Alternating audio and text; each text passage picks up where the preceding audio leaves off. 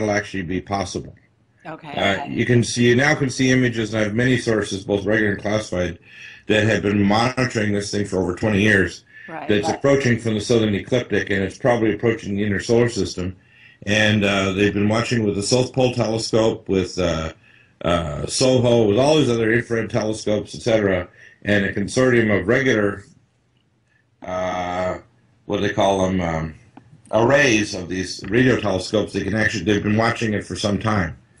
So the problem is that they want to spin it so that when real stories start to come out in about 8, 9 months, that people are saying they can see something in the southern hemisphere and starts to become more obvious, that they can try to dissuade people to say, see, you guys all made this false story that there was something going to be announced over the approach of a dwarf star. Well, the fact is, it is coming in, and they're going to start seeing it, according to my sources, by next summer.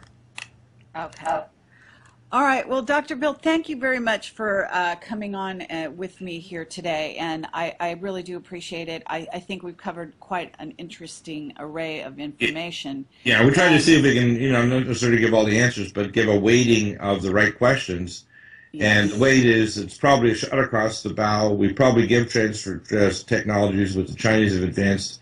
We allow them to do it even if we can see them coming, because we have other purposes and layers in this whole game of cat and mouse. It's very dangerous. Exactly. But we're also talking about layers within our own sort of military industrial. Exactly. There's the ignorant people in the military that are in a panic and freaked out by this, but there's other layers that are fully aware of what's going on. Right, exactly. And then there are various tests going on in terms of psychology and sort of... Yeah, and they also are inserting the responses into their supercomputers that started off as the main supercomputers at Stanford University in California, and their main government supercomputers that are global, that actually model human behavior in this cybernetic model of Earth, which they built.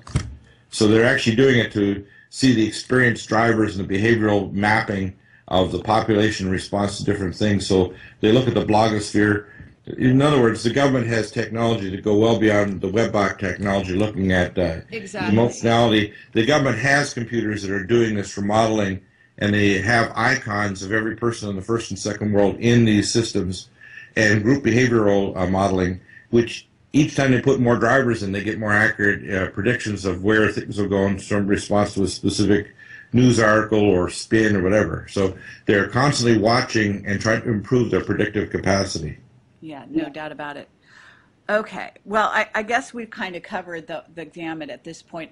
If you would keep an eye on my blog and keep an eye for the White Hat reports that do come out, I expect to get one later today. I would be very interested. Call me up. Let me know what your thoughts are on what comes forward, in case there is anything specific that kind of catches your eye. All right? Yeah, I suspect, if you wanted to summarize the whole thing we talked about, I expect to have a new global order by the end of 2011, which is a new financial order where we'll have a new, in a sense, world banking structure and a new, in a sense, de facto world government under the international banking structure.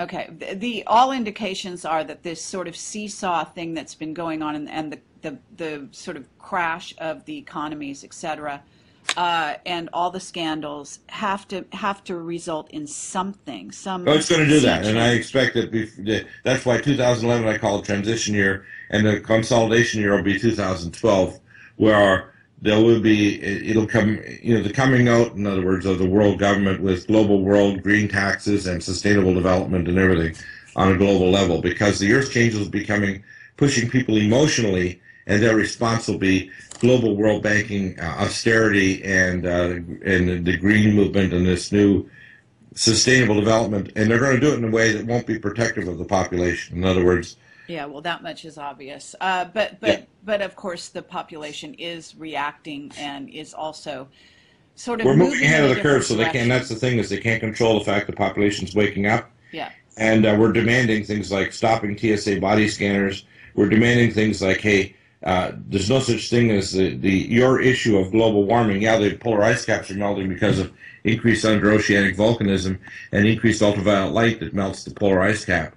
But what's going on is Earth changes that occur periodically and cyclically, and you're not preparing the population for famine, massive population shifts, ice ages, or anything. The population is being set up for millions and billions to die in this and the promulgated wars with the release of biological weapons and nuclear weapons they'd like to do while they hide in their underground hotels.